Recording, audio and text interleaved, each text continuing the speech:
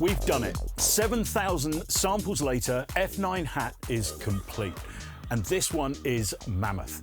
And all of this has been organised in a series of sampler instruments that work across more formats than ever before. Rather than do a sound demo, I wanted to actually give you an in-depth hi-hat programming tutorial. Let's dive straight in. I'm going to start in Logic, but please note the content and the tutorial that I'm about to go through will work in any major DAW. Here's a little French touch production we've got going.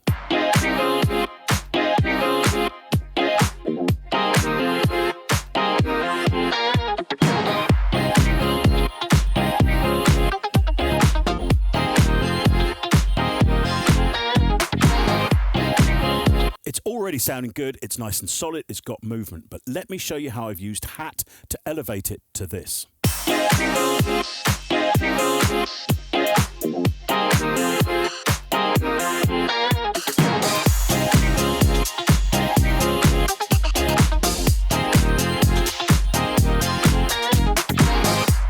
So obviously you can hear that groove instantly hit in. Now I've got these hats turned up a little bit further than I might do at the moment, but to show you how far I've gone, let me just solo all of the hat work.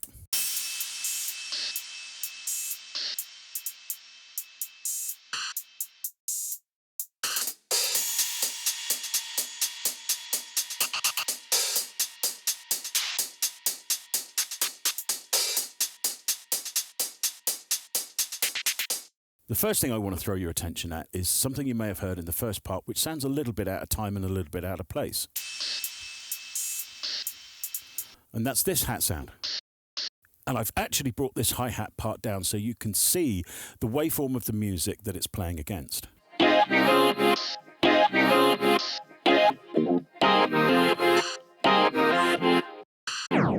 So you can see there's a different note being triggered in this part, but it's filling in the gaps. Now this is such an important point with hi-hats. I want you to switch your mindset a little bit and really think of hi-hats as percussion instruments, not just devices to get some movement and some speed going in the top end. These are tools that we can use to really accentuate groove. Now we're doing a similar thing here.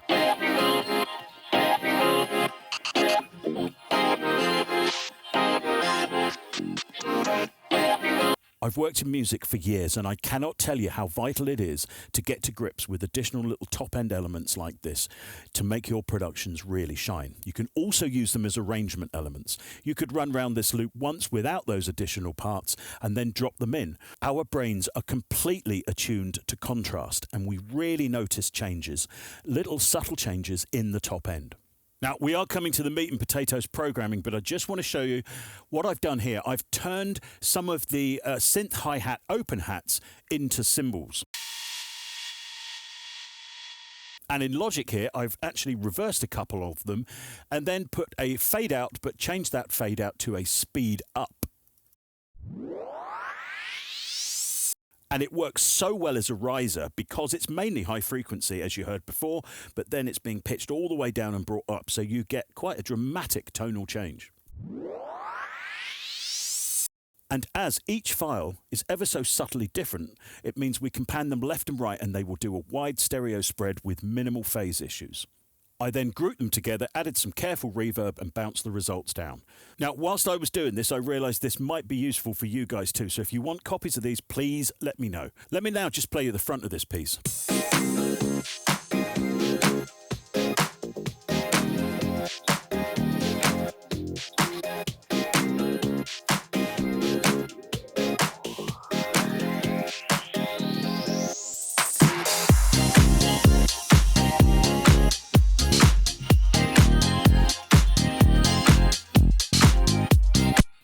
Okay, let me break you down some really important building blocks that we're using here.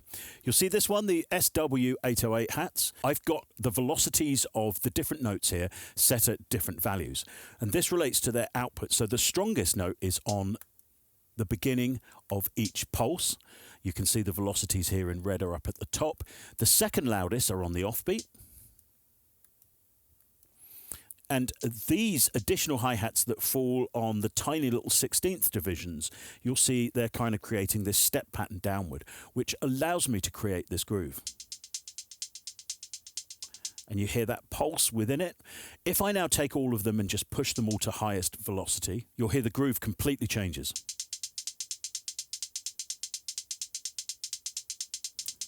Sometimes you want that, sometimes you don't. Learning how to program all of this kind of variation into your hi-hat patterns is absolutely vital. And it's why on every single one of the sampler formats, we've attached the incoming note velocity to the relative output of the hi-hat so that you can do this. It's not just about the note positions, it's about the strength of those notes. Now, another thing that's really important on this simple little sound is that I've applied a high frequency cut. This may sound counterintuitive to a top end element, but you don't want everything super bright because you're just going to clog the top end. So here I've applied this high cut so that this little pattern can sit right in the background and not get in the way.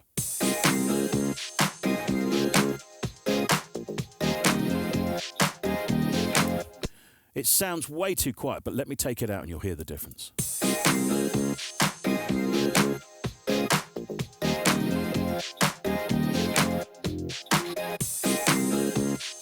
And here's the next major point I want to make. Sometimes spending all of the time on these little details really help push the groove along. And this has an emotional impact on listeners.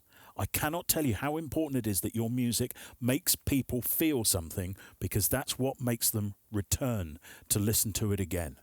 Now, whilst we're here, we do need to talk about swing, because if I zoom in on this part, you'll see that this 16th and this 16th, numbers 2 and 4 within that kind of bar division, so 1, 2, 3, 4, these are off-grid. And that is because I'm using one of Logic's built-in swings. But I have tweaked it a little bit. So if I turn this to straight 16ths, look at what happens. 16th division 2 and 4 are now back on grid. So in a 16th swing, these are the elements that are going to move. Now I can actually show you this in action inside of Logic's parameter box. All DAWs have this functionality, by the way. It'll be in different places. It's the same concept. So I've got this set to 16th, so everything's on grid, and the swing is at 50%. I'll come to the reason why it's at 50% in a minute. If I turn this swing parameter up, you'll see it comes off grid, just 2 and 4. And you get this stronger feeling of swing within the rhythm.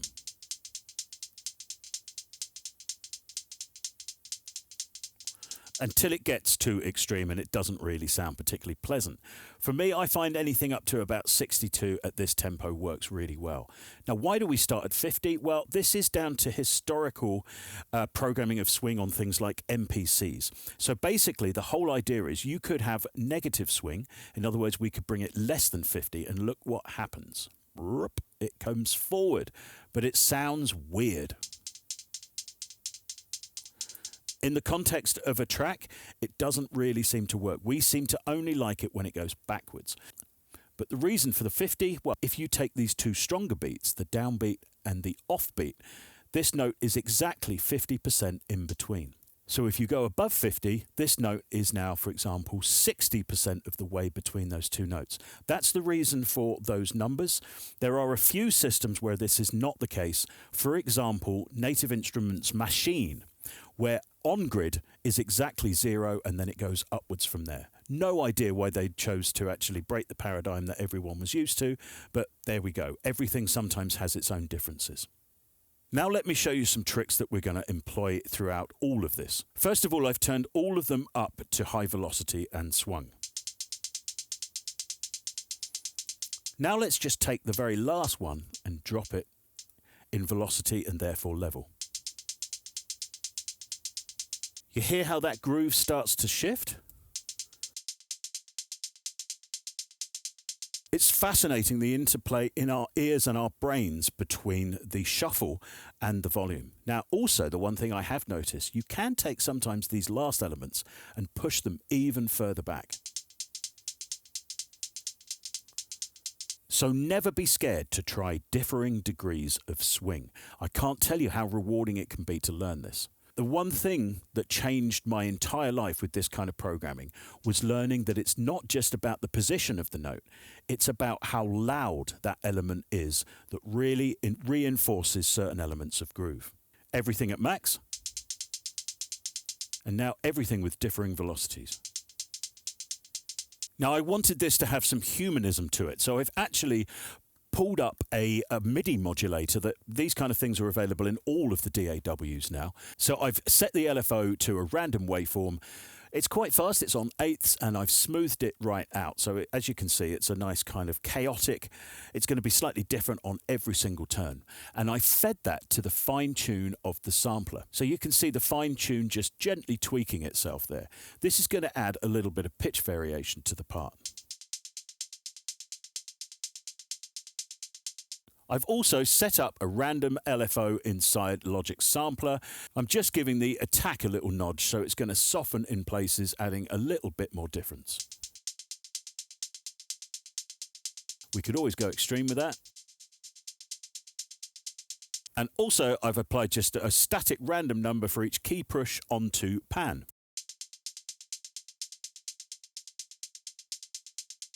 Don't need much of it, just to give it some movement. So now, effectively, it's been humanized and it can run in the background nicely along other elements.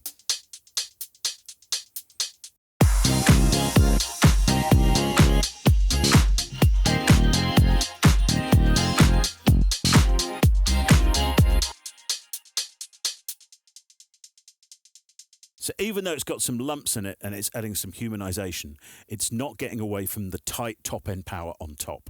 Now let me just play you through a transition of this piece.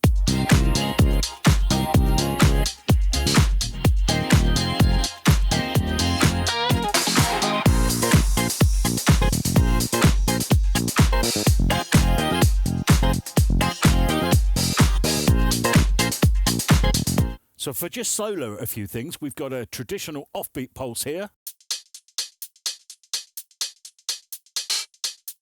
Very programmed sample-based hats, and then we move into the more disco section where we start to add a live hat.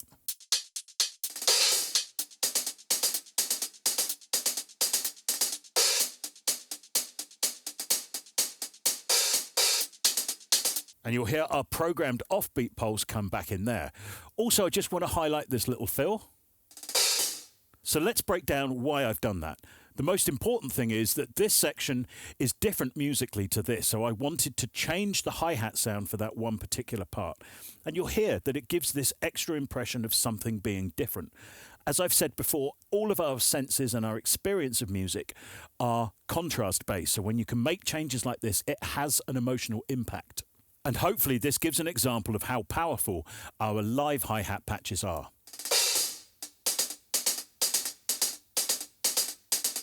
We sampled 22 different hi-hats for this pack, and I was amazed whilst we did it of the difference in personalities. Not just between the actual sizes of hats, that would make sense, from 13-inch to 15, but also from the different manufacturers and styles of metal.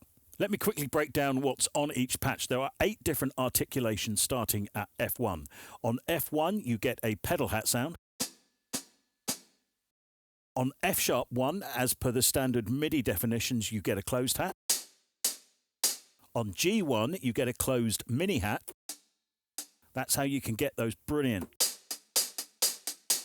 style patternings. There's a mid hat on G sharp or A flat one. So closed, mini, mid. And then you've got an open and shut hat on A1. Then you've got a traditional open hat on A sharp one. You've got a wide open hat on B1. And we've also multi-sampled, hitting the bell of the hi-hat a little bit like a rye cymbal. These are really good fun to use as percussion elements or alternatives to rides. And of course, everything is 8 times round robin, which is why you get this excellent variation.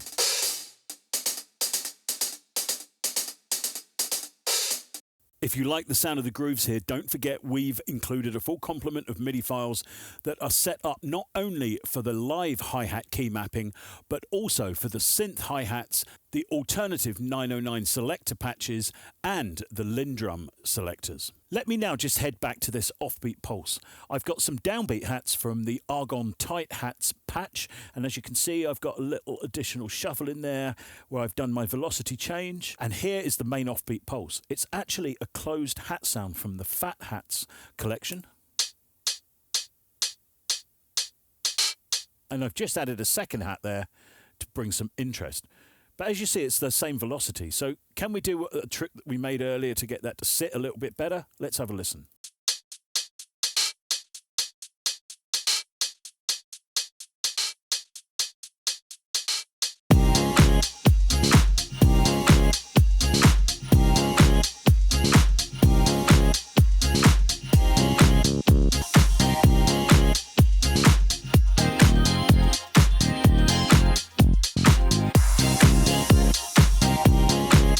So once again, we can see that not just the position, but the level can make a real difference. I know I'm hammering this home, but it is the way to groove supremacy. One thing I've really come to appreciate is the length of hats. I've used a really short hat for this offbeat. But it sounds great on a tight production like this.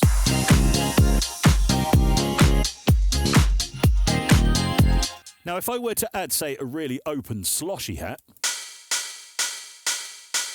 it probably won't sound as good.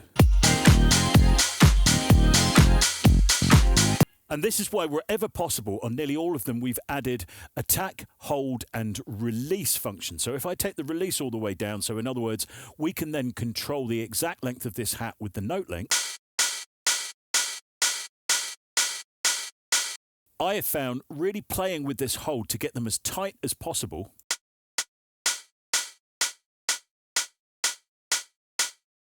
is vital for those tight contemporary grooves.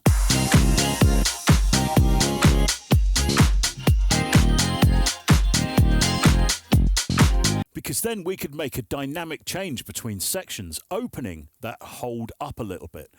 Let's hear what that sounds like.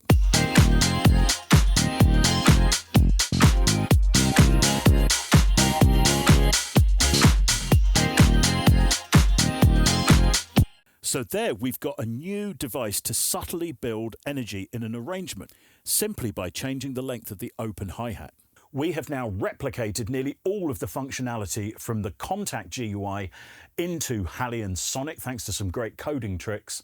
And please note, Halion Sonic is a free VST available for all DAW users. So that makes this part of the release very powerful. There are two hi-hat fills that I've used in this piece, one with the live hi-hat and that you can see here. And you'll see there's more notes than the standard 16 grid. So all I've done here is just flip this to 30 seconds, and then I've built a crescendo velocity on the very tiny hat that's just rising up to that first note. I do have another fill on this 808 Zenith patch. But as you can see, it's really quite off-grid. That is because I've used triplets to do this. So these are 24ths on Logic. They're sometimes mentioned as things like 16T on other DAWs. But now you'll see these conform to the grid. Now, you have to be careful with this time signature. You don't really want any top-end elements in a more standard quantize against them. They will clash and sound messy. So what I tend to do is clear anything out from the top end to use them, but they're ever so effective.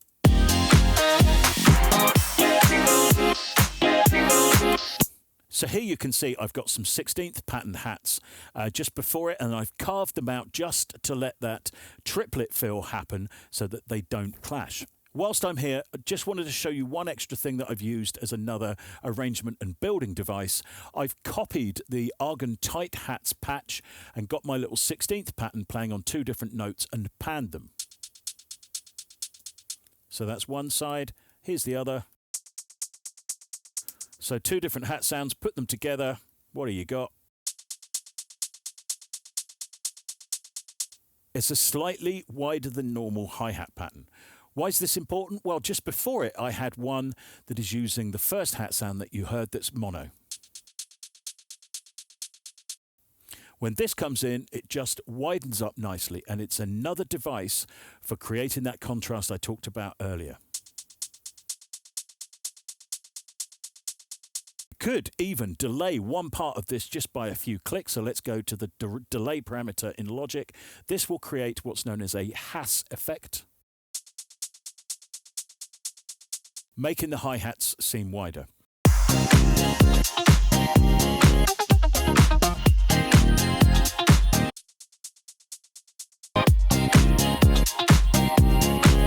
And once again, you'll hear that subtlety. That is a quiet part, but if I take it in and out with this, you'll feel the groove shift.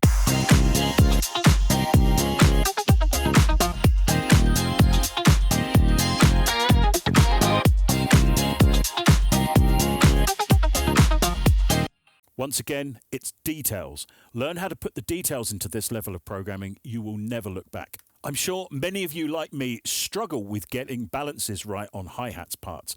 Well, there is one control on your DAW that can simplify that completely. And that's this, the stop button. The stop button will allow your ears to recalibrate. You blast high frequency content into it for any length of time, even just a few minutes, particularly as you get older like I am, you will not be able to make cohesive decisions. And the other seriously powerful control, the volume control. Checking the balances of your top parts at lower volume levels is absolutely vital, particularly if you're working on headphones. One of the areas of this pack I absolutely love are the Foley hats.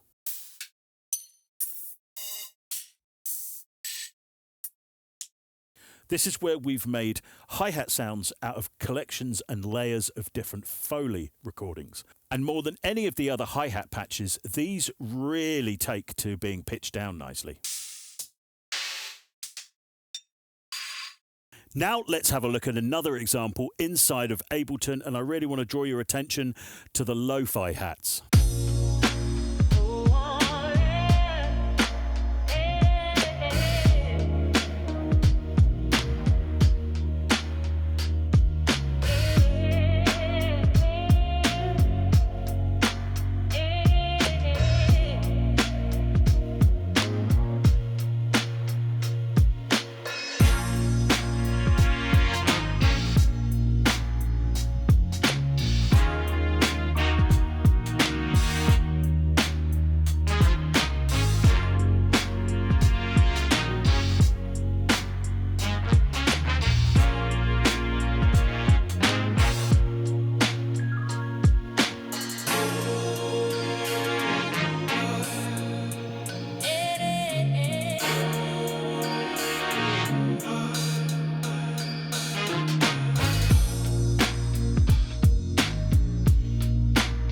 Whilst recording the live hi-hats, we often used a ribbon mic. This naturally has a much lower high frequency content and a more vintage sound, and it's perfect for beats like this.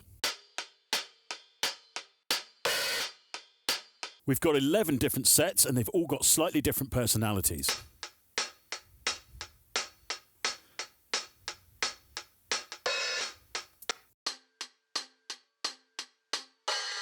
And we've found them perfect for modern productions that's always hinting at a vintage vibe.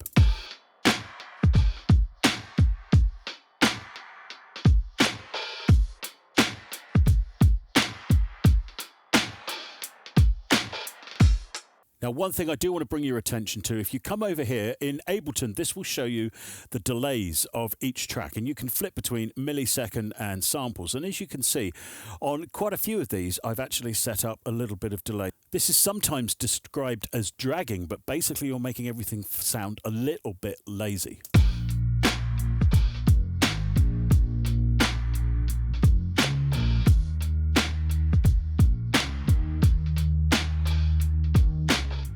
Now, with the help of an EQ, let me just show you the difference in frequency content between the lo-fi version and the hi-fi version of the same hi-hat.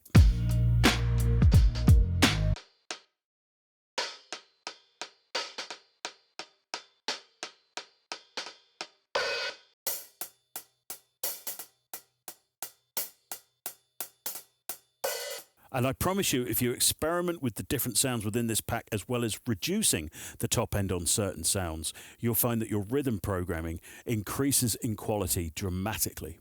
Thank you so much for watching this long walkthrough. This video is starting to get epic. If you get a chance, please check out all of the other videos where I walk you through an awful lot more of the sounds and the different sampler GUIs and functions. So as always, we wish you all the best for your music. Thanks so much for watching and supporting F9, and we'll see you again next time.